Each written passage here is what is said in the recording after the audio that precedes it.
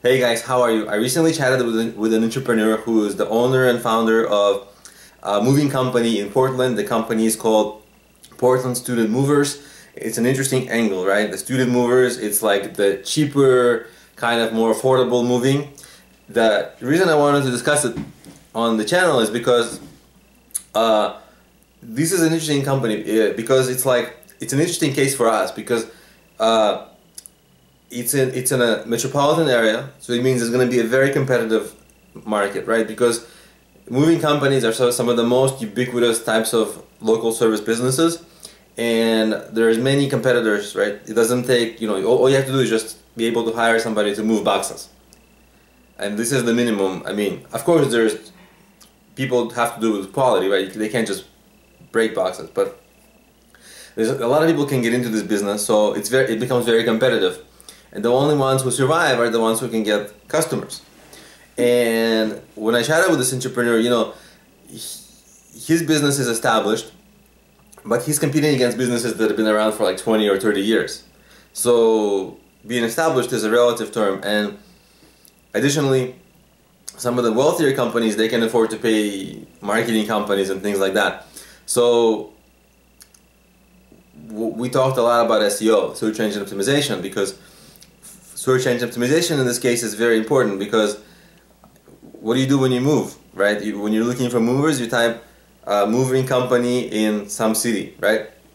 And that's kind of like how you begin your search, unless somebody can recommend you a moving company. So it's huge. If you're able to be on the first page of Google or #1 for that term, then of course you get a lot of clients. And if you're not on the first page for that, then you don't get clients, and your competitors get clients, and they get richer, they hire more marketing help, and so on, and they win.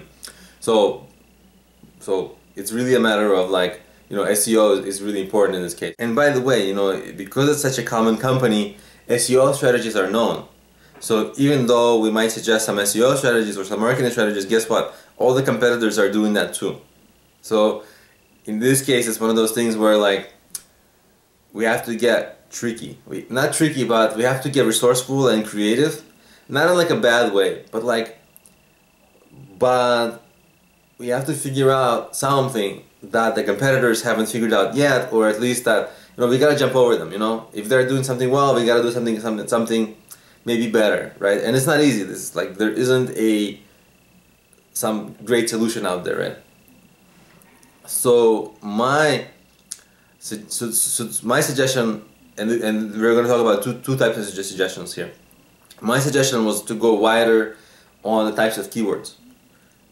So if it's a student moving, then there's obviously affordable moving, cheap moving, and then there's also moving for moving a piano, moving a hot tub, moving big items, right? Things like that. So I was suggesting to go wider on the search terms, and that because everybody's competing for that moving in the city name. That term is the real money term, but it's not the only one, because consumers search for all sorts of things dependable, best. If they need to move a piano, they're gonna type moving a piano, right? So all sorts of this very long tail kind of searches, and all these different types of searches. I would suggest to go wide on that. I would also suggest to go wide on the platforms on which the site is on, right? So not just being a website, but obviously trying to do what you can to dominate Yelp, and there's 5 or 6 other large local service sites, all of them as well. In this case, this particular company was already doing that, so I mean they were doing that, but in case your business is not doing that, you should be doing that. And then there's also things like Quora. I was really, if you guys see my videos, you know I like to dominate websites, platforms where they're very authoritative domains, so that it can sneak into Google search, right? It doesn't have to be your site. It can be, Yelp always has listings in Google search results because they're so authoritative on this topic of local businesses. But Yelp is not the only thing there. There's an unlimited number of authoritative websites which are user-generated content. If it's user-generated content like Yelp, then you can add your listing to it and try to make that appear in Google.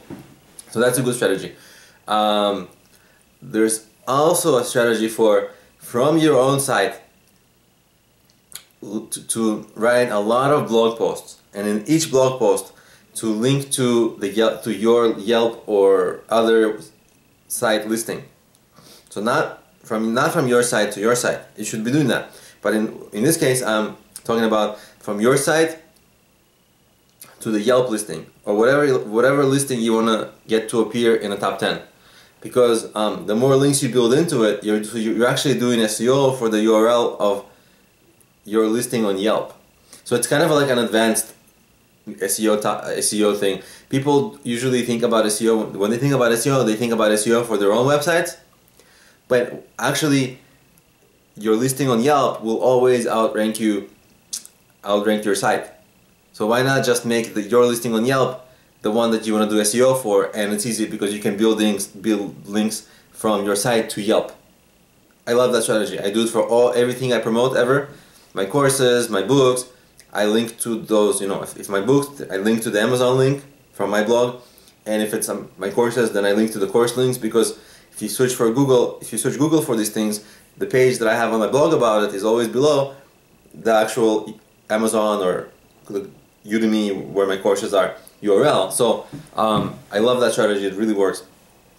Now, this entrepreneur actually did something really smart.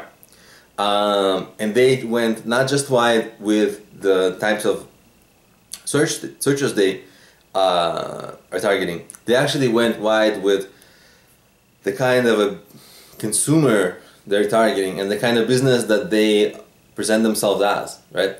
So they recently launched a site. It's PDX, Precision Moving, and this is a moving site, whereas the earlier site was like affordable moving for students are moving the stuff, so it's like, it's students, so it's affordable, but I don't know if you get the quality, right? But this one is like, targeting big moves, like full homes, offices, maybe interstate moves. So this is really, more expensive, right? I mean, it's far more expensive to move an office or to move like an entire, family home full of stuff, or to move something like across states. Then you make a lot of money per move, a lot more than just moving an apartment of a student who maybe has like one room worth of stuff, right?